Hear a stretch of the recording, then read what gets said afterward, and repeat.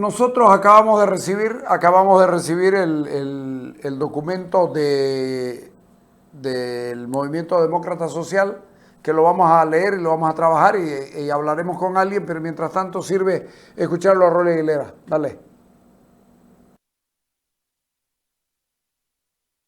Bueno, primero yo quiero dejar claro de que el Movimiento Demócrata Social desde el 2016 viene planteando una reforma judicial que no requiere de un referéndum ni cambio en la Constitución, que siempre deja una susceptibilidad que se pueda abrir para otros fines. Y dentro de este proyecto de reforma al sistema judicial, que es altamente necesario porque realmente la justicia no está de acuerdo ni tiene independencia de poderes, tiene tres pilares. Primero, que la preselección de los candidatos judiciales se pueda llevar adelante a través de las universidades, tanto privadas como públicas, a niveles nacionales y departamentales. Segundo, debe existir un mínimo de 50% de votos válidos para que realmente tenga un respaldo popular. Y por último, la terna de los fiscales departamentales se debe elevar a través de las asambleas departamentales para que efectivamente pueda haber una autonomía regional con relación a las designaciones de los fiscales, obviamente siendo aprobado por la Asamblea Nacional. Creo que no hay un solo boliviano que le dé un voto positivo a nuestra justicia boliviana. Lamentablemente ha sido un fracaso y por eso se requiere un golpe de timón inmediato. Y por ello desde el 2016 que nosotros venimos como demócratas planteándolo, sin la necesidad de abrir la Constitución y poderlo ejecutar de manera inmediata, como le he expresado hace unos minutos. Pues lo tenía muy escondido porque nosotros no conocíamos. Yo no conocía un planteamiento. Si alguna vez hicieron una declaración, no sé. El doctor Abel Montaño sabe mucho de esto. Ponelo.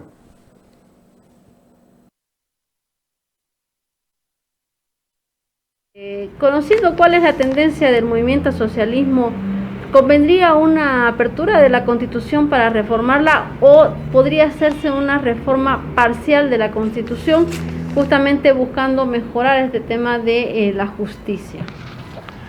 Muy bien, en primer lugar hay que señalar que nuestra Constitución política del Estado plurinacional actual ha sido aprobada primero por una Asamblea Constituyente, y luego esa Constitución aprobada por esa Asamblea Constituyente fue sometida a una votación, donde hubo una aprobación del soberano, que es el pueblo consultado, en definitiva, mediante un referéndum, ¿no? Entonces, en base a las normas de la Constitución es que luego vienen las leyes generales, las leyes especiales, y todas se dan en grado de subsidiariedad de la Constitución. Lo que quiero decir es que algunas leyes pueden ser reformadas por otras leyes, pero no las leyes que están en la Constitución, porque son leyes fundamentales.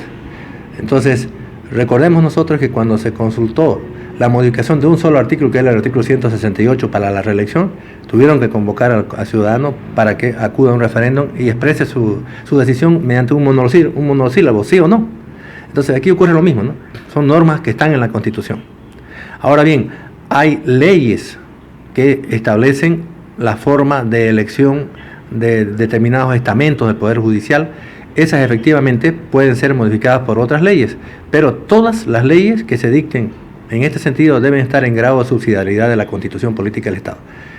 Entonces, lo cual supondrá siempre que se pueda abrir la Constitución, pero consultando al soberano mediante un referéndum.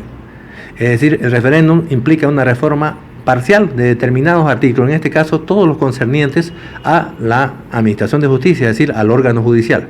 Entonces, como hay normas que están en la Constitución que fueron aprobadas en la Asamblea Constituyente, necesariamente cualquier reforma que se proponga de la norma fundamental que está en la Constitución para luego acometer con las normas de desarrollo constitucional, que son las leyes generales o especiales, necesariamente deberá pasar por un referéndum.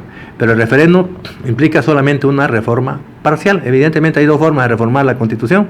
Una reforma parcial, que es para determinado aspecto, en el caso concreto tendría que ser solo con relación a algunos artículos de la Constitución que establecen el modo de elección de los magistrados o el modo de organización del órgano judicial. Pero la otra forma es la reforma total, ¿no? Que implica una nueva Asamblea Constituyente. es decir, que acudamos a elegir a los constituyentes y estos a su vez aprueben una nueva constitución y nuevamente tenemos que ir al referéndum para aprobar esa nueva constitución. Entre tanto, el candado constitucional está puesto en las normas de la Constitución. No podrá haber una reforma total mediante leyes, necesariamente tiene que haber una reforma parcial mediante proyectos de leyes que se propugnen para efectos de reformar algunos artículos de la Constitución y después, en grado de subsidiariedad, algunos artículos que son considerados normas o leyes generales o especiales. Pero si usted me pregunta qué es lo aconsejable, lo aconsejable es que se vaya a una reforma parcial de la Constitución, si solo estamos hablando de una problemática relacionada con el órgano judicial. Absolutamente de acuerdo. Lo pone muy claro, tremendamente claro Abel Montaño, y creo que ese es el camino a seguir. Lo ha dicho Rolly Aguilera también y lo va a ratificar porque esa es la propuesta de Comunidad Ciudadana, don Carlos Alarcón, cuando volvamos al corte. Dale.